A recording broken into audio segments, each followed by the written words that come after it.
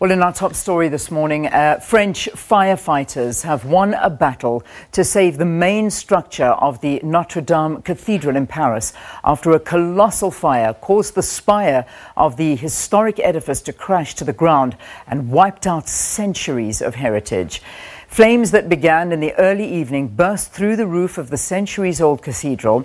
People watching gasped as the spire folded over onto itself and fell into the inferno, quickly followed by the entire roof.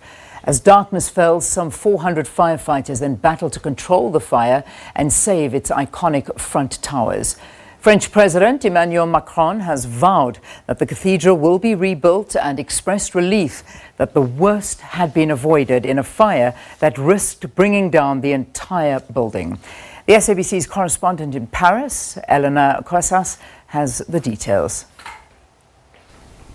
Notre-Dame is our history, our literature and one of the centres of our national life, French President Emmanuel Macron said as he spoke a few hours after the start of the fire just outside of Notre-Dame Cathedral.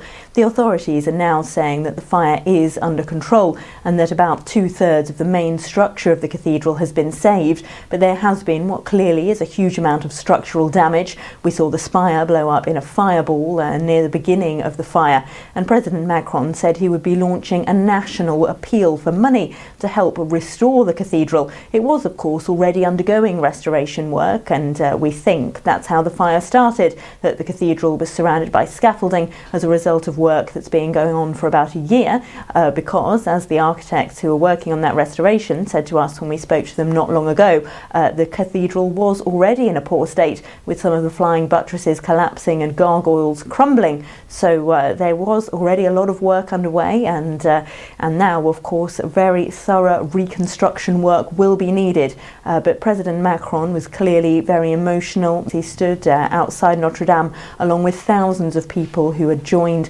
along the banks of the Seine, many of them singing hymns, some were singing the Hail Mary, as they stood and watched the cathedral burn, which is, of course, one of the most important national symbols of France and the country's most significant house of worship. Elena Casas, SABC, Paris.